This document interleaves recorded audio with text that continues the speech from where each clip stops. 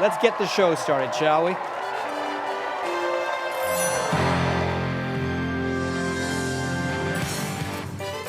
Live from BC Children's Hospital in Vancouver, it's the 29th Annual Miracle Weekend.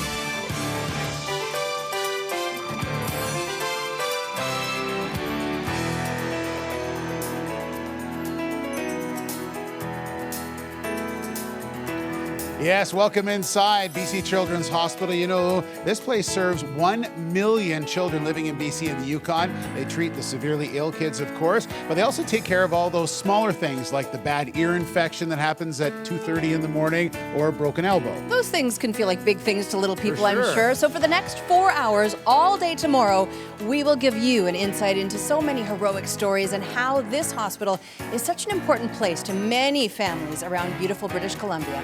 8 months ago, I went on what can only be described as a pretty remarkable and incredible journey that I can honestly say changed my life. And right now I want to share a little bit with of that story with you. What you're seeing us hold right now are the dozens of messages of hope and inspiration, remembrance and pride and good luck that I carried with me to the top of Mount Kilimanjaro in October with a really remarkable group called Summits of Hope. You're going to meet some of the people from Summits in just one moment, but what I want you to know about them is that their entire mandate is to climb mountains around the world, the highest peaks on the planet, for the sole purpose of raising money for BC Children's Hospital.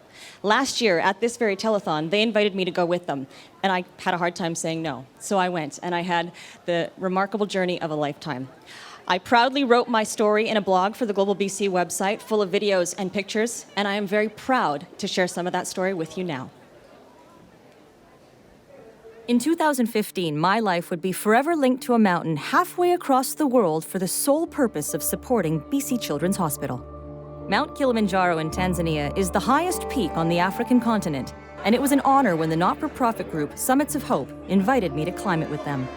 The journey started by meeting some of the patients at BC Children's Hospital. They were our inspiration, and I felt an immediate sense of responsibility to make it to the summit. Some of those children signed a flag that we would carry with us, along with prayer flags. In early October, we arrived at the foot of Kilimanjaro and began our trek with the summit looming at over 19,000 feet. We moved slowly, but always as a team. So it's day 2 of hiking. We left camp about 2 hours ago. The day's amazing. It's an absolutely glorious day. Clear and sunny. And there's the peak of Mount Kilimanjaro behind me. That's where we're gonna go. There were challenging times during the climb when I had to remind myself to focus on my breathing, putting one foot in front of the other. After 4 days, we started the push to the summit, beginning with a steep 9-hour climb up the northeastern face of Kilimanjaro. These days were the toughest. The air was thin, breathing was difficult, and every movement was exhausting. The final leg began in the dark. As we went higher, the sun began to rise. It was breathtaking. When we finally reached the summit, I felt humbled, proud, and tired. We pulled out our prayer flags and flew them beside the flag holding the names of kids at BC Children's Hospital. Our journey was then complete, and it was a moment I will never forget. And it was a moment that all of the people that you see standing in front of me will also never forget. A lot of my team members are here. John Doyle, Sally Warner, Gord Denhout, who's one of our climb leaders, an amazing guy who's been to the top of Kili at least 6 times, I think. Something like that. We've got Rachel, who is our dancer, and Jesse at the back as well, and so many of the kids who are part of this family as well. What an honor to join you guys. Thank you so much. You're going to be our spokesperson today, Linda Williams. You've been involved with Summits for so long. Tell us what it means to continue to go around the world on behalf of this incredible foundation. It feels like a huge privilege that I'm able to go. I work at Children's Hospital. I see where the money goes directly. To be part of such a group, whichever group gets together, whatever year, whatever trip we're doing, it comes right from the heart. So I feel extremely privileged to be part of Summits of Hope. Anybody can go on one of these treks. What has been the feedback that you hear from people who have joined you guys? Usually they're amazed by the organization, by the support that people within the team give each other, because we come together not knowing anybody right from the beginning. So we meet ahead of time before we set off, and everybody is just, we have a get together when we come back, and everybody is so emotional. They're so supportive for the children at the hospital. It's really quite incredible. I'm emotional seeing all of you guys again today. And just quickly tell us where this money goes to, where these donations go. Okay. So we have several areas within the hospital that we support. We support child life. We have a position there, music therapy. Some goes to physiotherapy, oncology. We've been supporting some research in that department. So lots of different places, and it's just fantastic. If you want to sign up, we have a website, summitsofhope.com. Join us for this year. Join us. Yes, indeed. Everybody has a mountain to climb, and let's see what our money raised in the mountains that we climbed last year. Flip that check, girls. Wow. $151,280. You guys, thank you for taking me. Thank you for the experience of a lifetime and for being with us today. Thank you, Kate. It's fantastic. Come again. Join us on another one. I should. Another one. Thank you. We are pleased to introduce you now to our 2016 champion child. I had a chance to chat with Aiden Chin earlier this evening. 5 years ago, cancer tore apart Aiden's world and forced him into BC Children's Hospital for weeks at a time. But you know what? Cancer couldn't break the deep bond Aiden had with his brother and his friends. In fact, it did quite the opposite.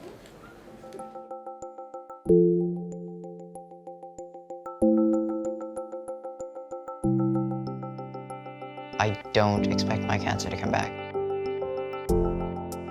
It's a new chapter in my life. I guess there is a sense of being a child, being a teen again. So there are times when I do feel free. I don't think I could ever fully go back to what it was like before. Bren was 7 years old and I was only 11, so we both were just kids, right? I had no clue. I heard the cancer word, I was just like, what is that? Okay, maybe I'm gonna see him tomorrow. My eyes kind of started opening up and I was just like, Aiden's not gonna be here for a while. I'm only gonna see him maybe a couple times a week. It just keeps on going in my head, like what if he was not gonna make it? What if I wasn't gonna see him at home anymore? There were times when I was feeling really sick and out of it and tired, and there were times when it wasn't always the chemo, it was about how other patients in the hospital were doing.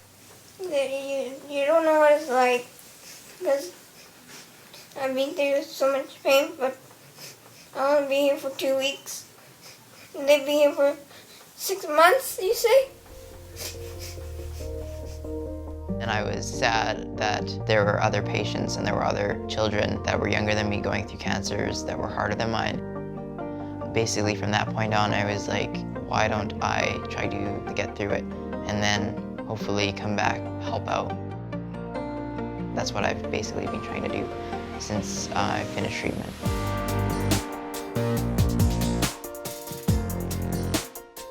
I got to join this club at the hospital called the Oncology Teen Group Club. It's something that you can't find out of the hospital. As a survivor, I'm still part of the teen group. There's still a lot of support that I can give to them and they can give to me, because there's an understanding that treatment isn't over when you're a survivor. There's still an emotional side of things. You have friends that are going through it, friends that aren't gonna make it through it, and that becomes a reality for you. It's not just over.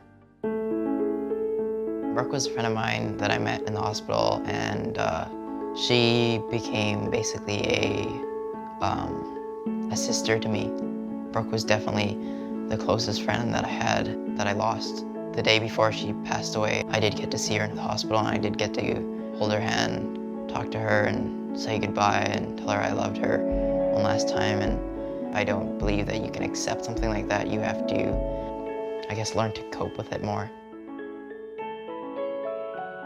Before, I felt like cancer was something that was rare, that 1 in a ton of kids would be diagnosed, but it's not rare, and there's a lot of kids in oncology, children that are going through what you went through, and pain that is unexplainable.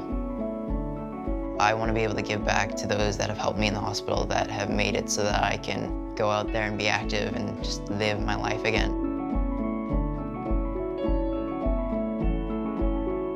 It's a really good feeling that I could just go home and do something with my brother now. Without Children's Hospital, my brother wouldn't be here, so I'm eternally grateful for them being there. I'm looking forward to staying connected to the hospital because it's been such a big part, giving back and pursuing the dreams that I have and being able to do that because of BC Children's Hospital.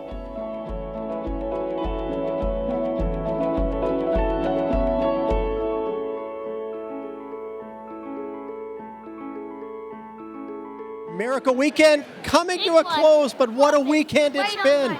It's time to check in for a big total, guys. It is. Let's So do it. before we do this, though, I really would like to say thanks to all the volunteers working behind the scenes who helped us out. Yes. You've been amazing.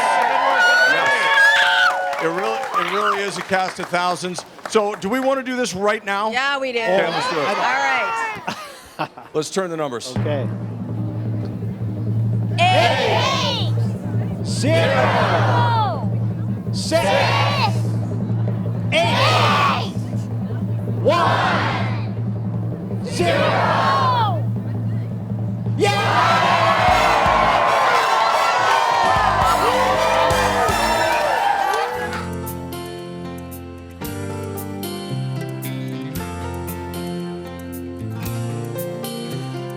Angels are smiling, lifted by love, awed by the children, exploring their world of pure innocence, pure love. Mothers and fathers whisper their prayers, take joy in knowing that everyone shares their faith and hope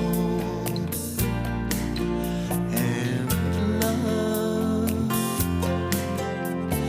Little ones laughing, lost in their play, through grateful eyes you can hear them say, thank you all, thank you,